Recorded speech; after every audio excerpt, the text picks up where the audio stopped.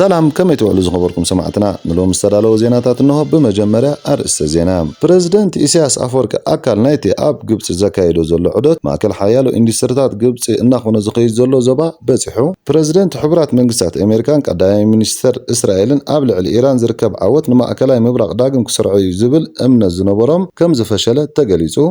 ኣብ ዝመጽእ ቅንያት ኣብ ሕቡራት መንግስታት አሜሪካ ዝካየድ ዋንጫ ዓለም ብሰንኪ ጂኦፖለቲካ ሕግታት ኢሚግሬሽን ጸጥታን ሕማቅ ጽልዋ ክሊማን عبيت قطعات العلو يركب زبلو زيناتات حزنا لكم قريبنا لنا نشانلنا سبسكرايب بمقبار كسع موداتا مدبنا كتكاتاتولنا بخبري نقدمكم بريزيدنت إسياس أفوركي أكل نايتي أب قبط زكايد زلو مبصح ناتي ماكل حيالو اندستراتات قبط ناخونا زخي زلو زوبا بتسحوم مس أكايتي نايتي أقد داسي كتباو زوبا مترب سوى استراخبه بريزيدنت إسياس أفوركي زتافلالي تكالاتن فرياتو من تعزيب لهم كتبا سويز كانال كاندي محاور هاجر قبط خوينو نقطبا عالمن معبال أفريقيان نمرقاز زقلقل مخانو لعلوي حلافي نايتي زوبا والي جمال إلين كم سزاربه بتتكال زوات حابريتا قليت لهم التزوبا بزحالف 4 عامات تراي لعلى 16 بليون دولار وفرق سحب كم زخالون تملكت لهم منيستر قدات وطا عثمان صالح زتقالل اللؤخ إرترا نابتا معربا وقماقم كيح بحر تركب ودب سناك بمخاد ابتبوتا نزركبات تكالات تحدث ساعات كيميكالات مسارحتات انسان بتح لهم نابقلا ابكبابر إسا ختما كايرو تركب تكالات مبصح كم زكايدون منيستر زينا أتو يمنا منقم راسكال حبير لهم قبسيناتا كينو ناي عنقالو قطبا محلاف تساينوا زلو إرتلان مدقافن يخون تمكرتات نمقفال قربت مخانا بترقاقامين كتقلت ساني حيام أبز غربا أوانون كلتياتن هاقرات ناي متحقاس ممعات كفرما مصنحان زفلت كوينو أبز حلف سنبت نابكايرو زاتو بريزيدنت إسياس أفوركي سوني مسقبصاوي مرحي عبد الفتح السيسي بمرخاب تزراري بنيريوم بوغن قبص زوات حبريتا خمس ملكتو خلتين هاقرات أبكرنا أفريقيا مرقان تسفان بحبر كسرحة أقداس مخانون تتغش لهم بريزيدنت السيسي كما أكل هاجرا ودحنة قبص بموساد نتساتان مرقان كرنا أفريقيا معقاب زلو ودقف دقيقمو الرقاقي قبل اتبيت صحفة قبصي زوات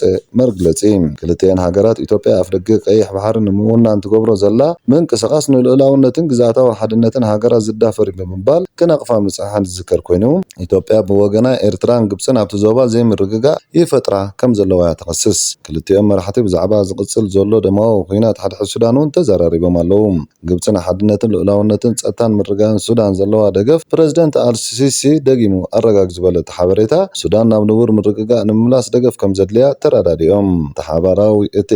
بريزيدنت إسياس أفوركي مس بريزيدنت السيسي قراخب مخالو بمسكان أب كلتا أو زمدناتات نزترعي قسقاسن قبصن لمعات إرترا زلوا دقفن نيد اللهم انتخونا خلتين هاقرات فرمو صنحا خلتا أو مردات يكون سممعات أب منتاي كم زباس حبن وتصرعي تقلتن أب زغرب أوان أب منغو خلتين رئيس ختماتات صعوق دبلوماسيا متصباح كقبر مصنحو الذكر كوينو أب زحالفو ورحب منيستر قدات وصع قبص زمراح لعلوت حلفت تكالات منقستن زركوبهم قد جلالو أخا بسمرا مبصح بسفلا لي سمعات فرين منيريوم إذا خمزيلن كله إثيوبيا قبص مس إرترا سممع مقعزيا بحر دحر مختاما أبقيح بحر قطاو أفريقيا بحر نمركاب مزقبر زلو تعارتات سلام نمتعنقافن نمزراقن تنقاسقس الله بمباليا تخصص بحامس إسران حادم قنبت وهابو قال منيستر قدات وصاي إثيوبيا أمباسادر نبيات كيتاتشو أبزهابو غازيطا ومقلتي نتب كايرو زمتع زيهانا سعوديت نتي إثيوبيا بسلامة ومقد أفريقيا بحر نمركاب زلوا دليت معنقافن أغالبون مسراقن زعلمي إلونيريوم مستر بيدر عبد العاطي أب إرترا مسمع كنا زينة هاجر أبز جبورة قلمتيه ستان محضران كيه بحرنا يتناب جماجم بحر زلوا هاجرات رايفلوي حالا فنت كونكم زلوا بمجلات أب جماجم بحر زير كبه هاجرات أب كيه بحر مستأسسورو زخونة يكون سمعات نايم أتاو مسل كم زي بالله كتاو ملأختي أم حلالي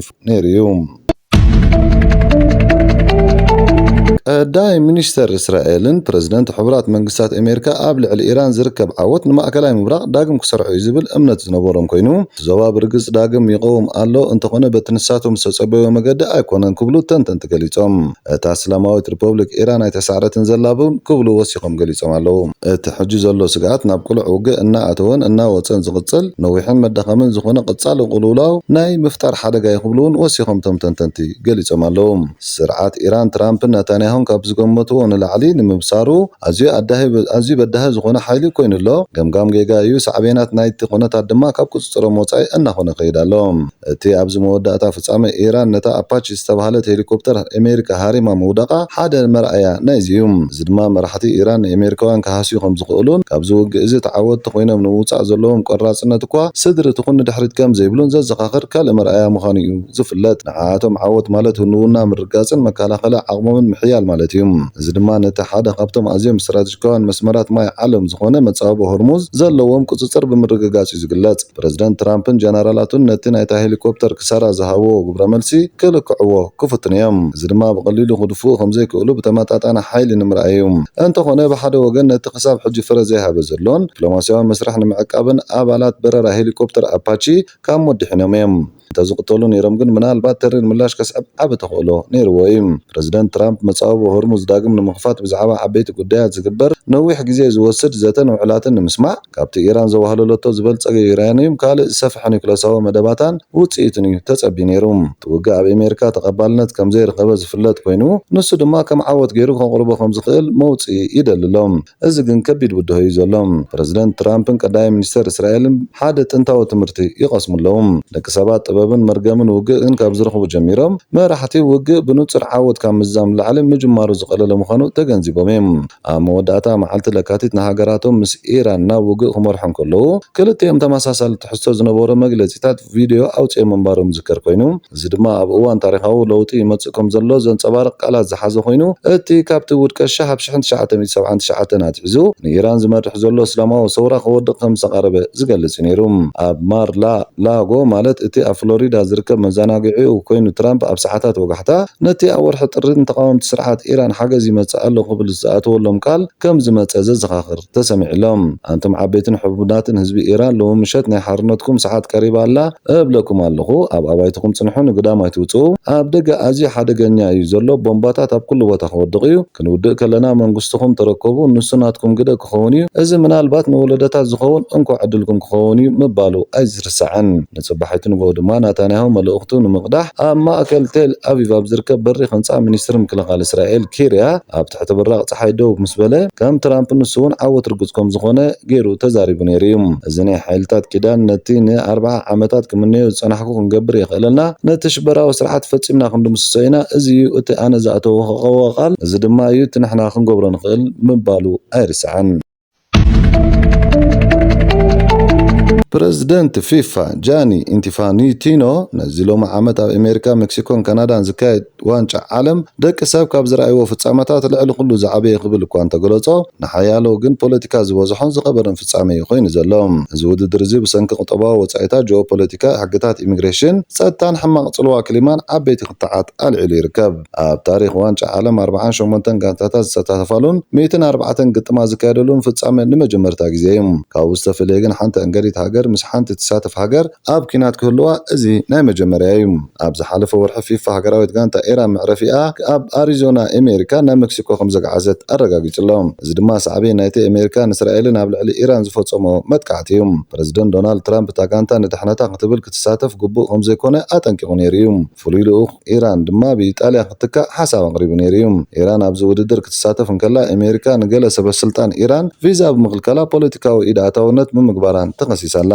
ፊፋ ካብዚ ኣብ ሰሜን ኣሜሪካ ዝካየድ ውድድር ክብረ ወሰን ብዝሓዘ $9 ቢልዮን ክረክብ ትፅቢት ይግበረሎም እዚ ድማ ንዓለም ለኻዊ ዕብየት ኩዕሶ እግሪ ክሕግዝ ምዃኑ ክኢላታት ይገልጹ እንተኾነ እዚ ሃብቲ ብኸመይ ይፍጠር ከም ዘሎ ዓብ ሻቕሎት ፈጢሩሎም ምውሳኽ ዋጋ ትኬት ኣብ 2018 ዋጋ ትኬት መዛዘሚ ግጥም $550 ክኸውን ተባሂሉ እኳ እንተነበረ ኣብዚ ሕጂ ግን ዋግኡ ክሳብ $8680 ደይብሎም ኣብ ወጻጻ ዋጋ ፊፋ ብመሰረት ጠለብን ጊዜን ዋጋ ትኬት ብምልዋጡ ካብ ደገፍቲ ዓቕቢ ተቃውሞ ኣጋጢሞሎም ኒውዮርክን ኒውጀርሲን ድማ ዋጋታት ብሰንሰለታዊ መገዲ ንምውሳኽ ኣብ ልዕሊ ፊፋ ምርመራ ጀሚረን ኣለዋ ወጻኢታት መጓዓዝያ ዋጋ ትኬት ባቡር ካብ ማእከል ኒውዮርክ ናብ ስታዲየም ሜትላይፍ ብሰንኪ ፊፋ ካብ $12.90 ናብ $150 ክቢልሎም ብሰንኪ ትራምፕ ኣብ ካልኣይ እብረ ስልጣኑ ዘተኣታተወ ናይ ኢሚግሬሽን ፖሊሲ ደገፍ 4 ሃገራት ኢራን ሄይቲ ሴኔጋል ኣይቨሪኮስትን ሙሉእ ወይ ከፊላዊ ናይ ጉዕዞ እገዳ ኣጋጢሞን ኣሎ